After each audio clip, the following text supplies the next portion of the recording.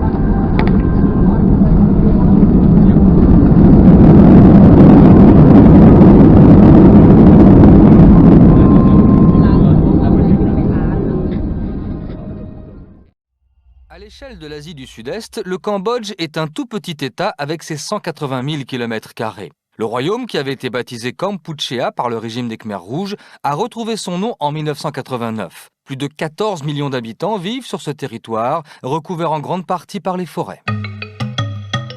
Le royaume est né de l'eau du Mékong. Il y eut l'apogée, Angkor.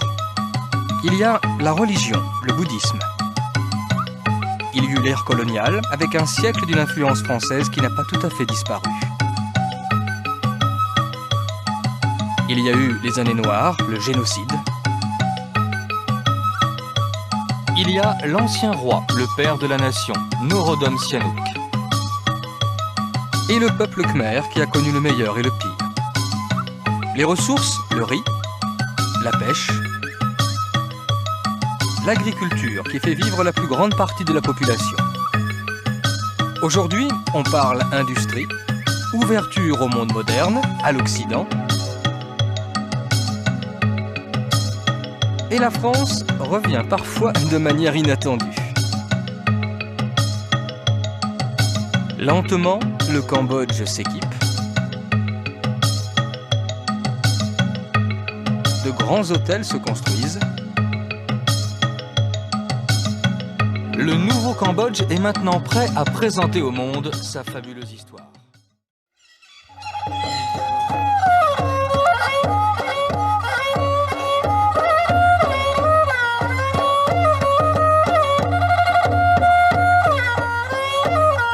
Les bassins, les douves et les canaux construits à Angkor lui valent le surnom de cité hydraulique. Bâti au XIIe siècle, Angkor Thom est conçu comme un modèle réduit de l'univers. Au cœur de cette ville idéale, le roi Jayavarman VII fit élever une pyramide de grès ciselée, un temple montagne, un temple d'État, le Bayon, centre symbolique du monde.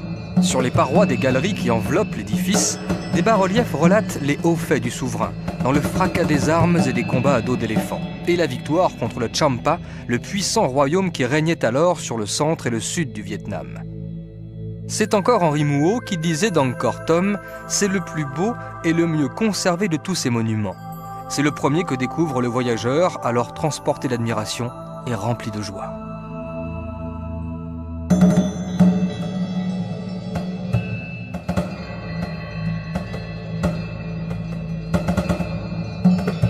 Jaillissant au-dessus des galeries, une forêt de tours porte 172 visages géants, au sourire empreint de douceur et de sérénité.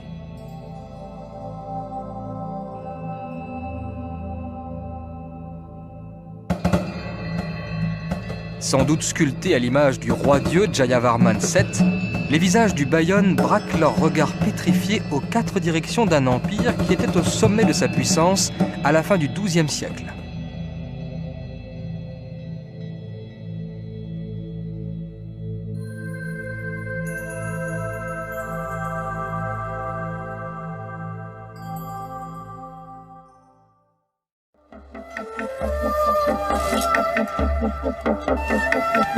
Le Tonlé Sap, une immense étendue d'eau dont les débordements conditionnent la vie de millions de Cambodgiens. Chaque année, au mois de mai, les eaux du lac envahissent plus de 10 000 km² de terre. Certains villages sont faits de maisons flottantes et peuvent se déplacer de plusieurs kilomètres au gré des crues et des courants.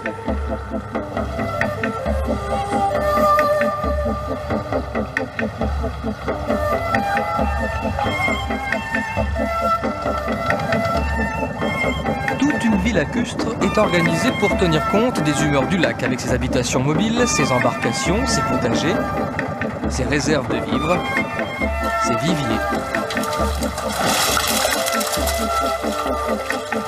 ses animaux de compagnie.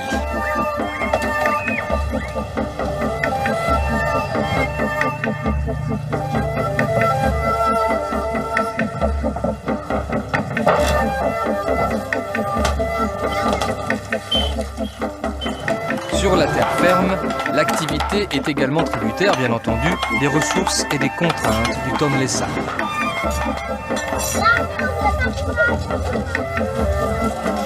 Les écoliers fréquentent une école flottante.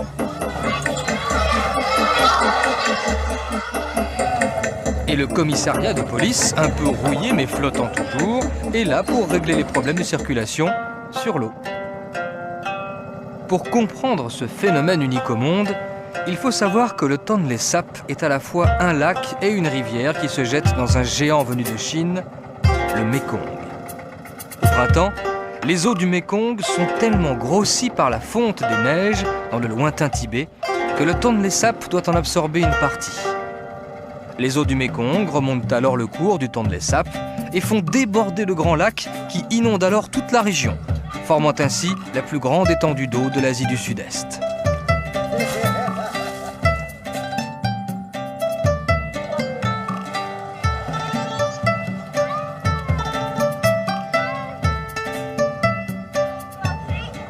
Le lac et la rivière Tonlé Sap constituent une sorte d'autoroute liquide qui relie la région de Siem Reap à Phnom Penh. Un trajet parcouru en 4 heures par des bateaux rapides.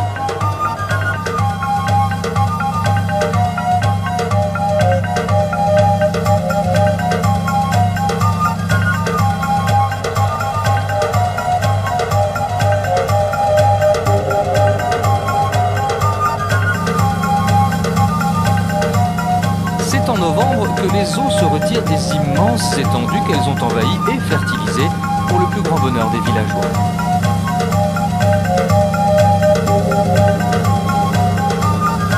Les riverains du Tonlé Sap connaissent aussi au retrait des eaux une pêche miraculeuse. Environ 20 000 tonnes de poissons sont pêchées chaque année à Kompong Chang, à la pointe sud du lac.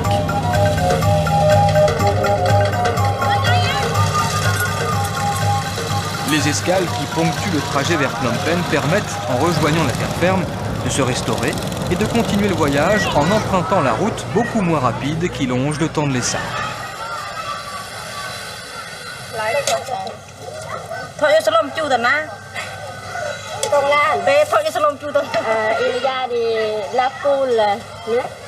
La viande des cochons et les légumes. Les poissons secs. La route est moins rapide, certes, mais permet de nouvelles découvertes. Un pont angkorien du XIIIe siècle, reconnaissable à ses rampes finissant en tête de Naga.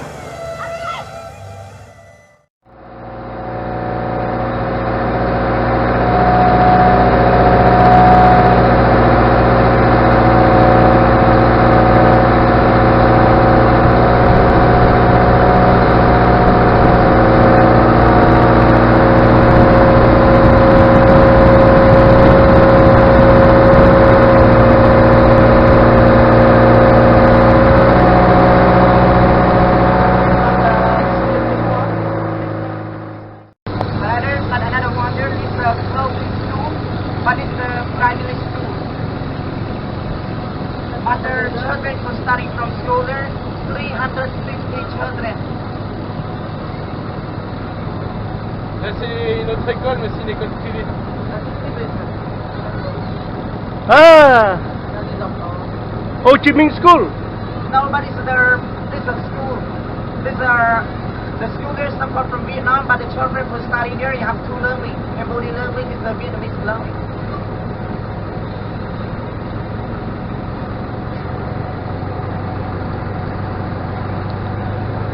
Tu sais, ici, c'est que les Vietnamiens s'écrivent en vietnamien, il m'a dit. Non, mais j'aime pas les. Tu sais, ils sont tous menteurs. C'est pour ça que je parle pas cambodgien avec eux.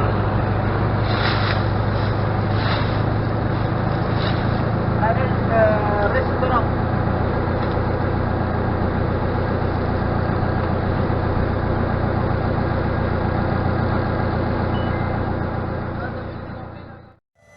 Chaque jour, dès les premières lueurs de l'aube, dans toutes les campagnes du Cambodge, les moines quittent leur vat, leur monastère, serrant leur bol à aumône dans les mains.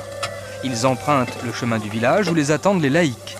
L'écharpe traditionnelle, le krama, est un signe de respect.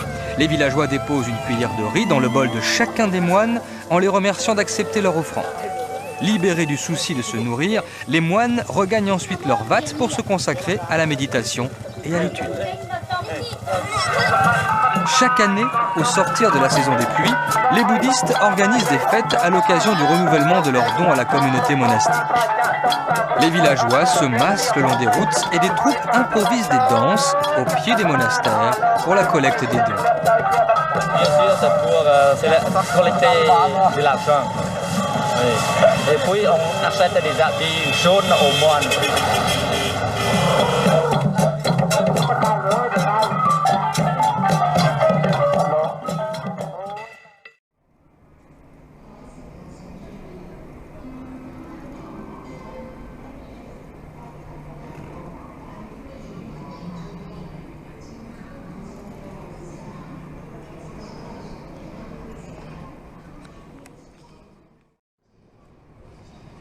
Il y a une petite note, non?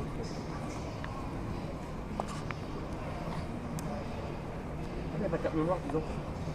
Hein? C'est pour ça qu'il n'y a pas de carte mémoire dedans. Il n'y a pas de carte mémoire dedans? Eh ben, faut mettre une carte mémoire. Mais si, j'en ai. Je savais pas qu'il n'y en avait pas dedans. Bonjour Brigitte. Alors tout baigne, le voyage se passe très bien. Si tu veux me joindre, on peut essayer de se joindre par Facebook. Si tu sais pas, tu appelles Sébastien et il te dira comment faire. Voilà. Bon ben je t'embrasse et je te souhaite une bonne nuit. Parce que chez nous c'est la nuit. Voilà. Gros bisous.